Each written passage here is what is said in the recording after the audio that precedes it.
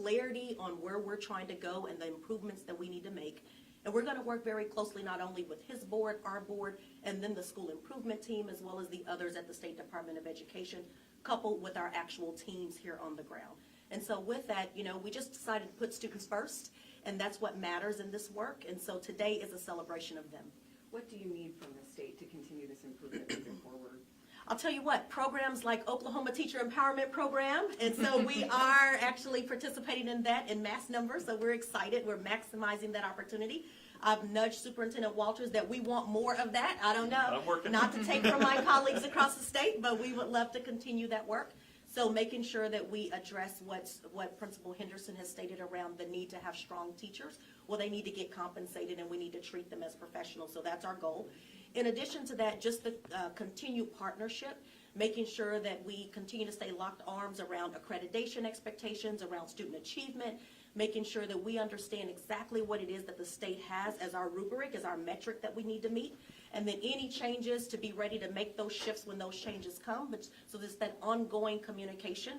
In addition to that, you know, just making sure that our teams know that they are actually recognized by the state.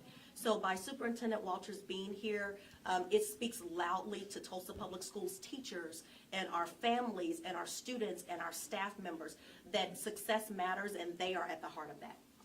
I think it's also, sorry, No, I just want to say as a board member, it's been really great to see both Superintendent Walters and Superintendent Johnson work together lockstep to make sure that we're getting our student outcomes.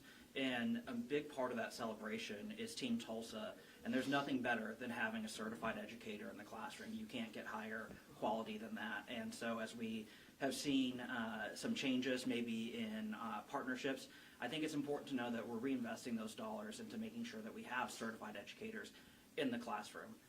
They know exactly what our students need. They're not part of a national curriculum. They're part of people who want to focus on what's happening in TPS schools. And again, there's nothing better than having those certified educators and the funding for that. So very thankful to both Superintendent Walters and Superintendent Johnson for the leadership they're providing for Tulsa Public Schools.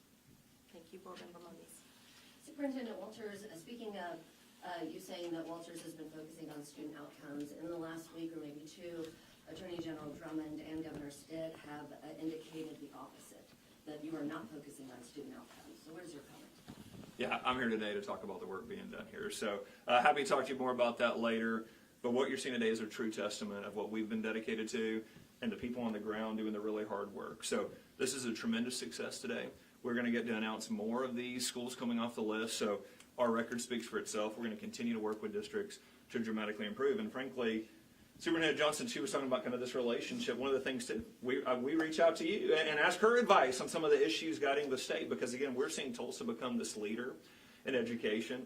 The innovation they've been able to utilize with the teacher empowerment funds, with so many of these literacy initiatives. Again, we're seeing more schools adopt this model. We're seeing this go statewide, and so we're very, very excited about that. Is it not too premature to say, you know, the success rate is through the roof if standardized testing hasn't been done yet? ACTs are starting tomorrow, and I know my son, he's dreading all of that. But Well, I'll say we actually, of course, measure along the way. So we use our MAP assessments, we use common formative assessments to just determine how we're doing. Again, talking about the teach and reteach, looking at the data that's available to us to determine how we believe our students will fare out. We did get some really positive data around our mid-year assessment. So when we gave the map, we could see through that data that our students are trending in the right direction, which we're like, yay. And so if we continue to see that level of progress, which we believe we will in a few weeks, we know that our students will definitely show up and do their best. We have implemented what's called assessment culture, which, as you heard Principal Maxiner talk about, just setting up the opportunity for students to be successful, getting them prepared, having, you know, students just getting ready, aligned to the state standards, all those things. You heard Principal Henderson talk about small groups, looking at the Oklahoma state standards. All those things are things that we do so that we know that when our students sit down in a few weeks, they are excited, they're prepared, and they're ready to go.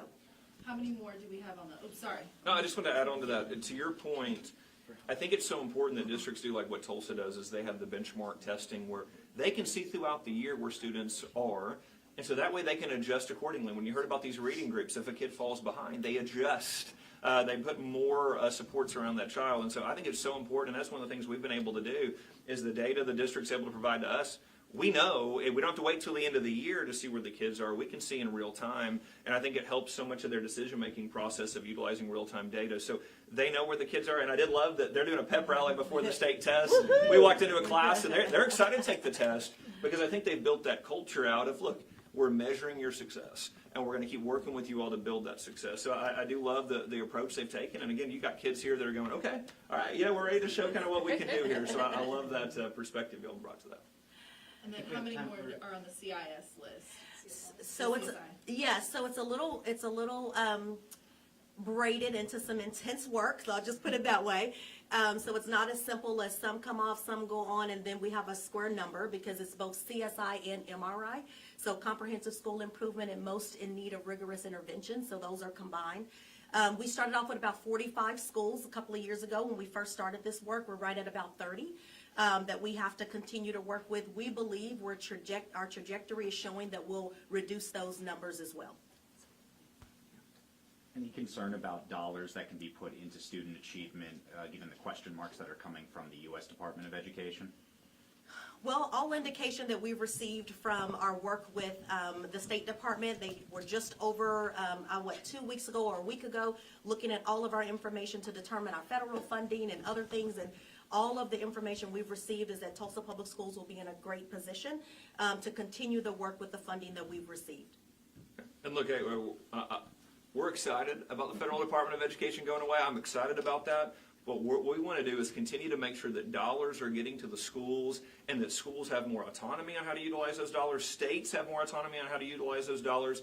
And that's what President Trump has promised, is that we'll have more of an ability to decide where those dollars go. And again, Tulsa is a great example of a district that utilized those dollars. We're at a site right now that was able to utilize their federal dollars in a way that really benefited kids. So that's what we want to continue to be able to do, and we think we'll be able to maximize it with that additional flexibility. So we're excited about bringing that to Oklahoma, bringing it to schools like Tulsa, and giving them that flexibility. Okay.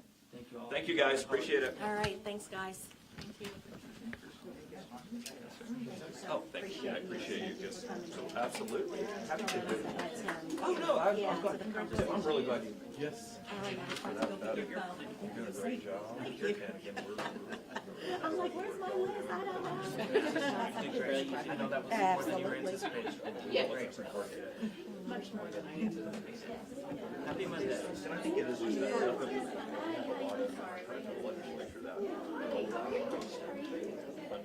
I know, thank you. That's great. Those are all good. Thank you for letting us. Is this you? Oh, no, This part right. this is the celebration. This is where the really rigorous learning occurs, and if we don't have those supports, Because we've already been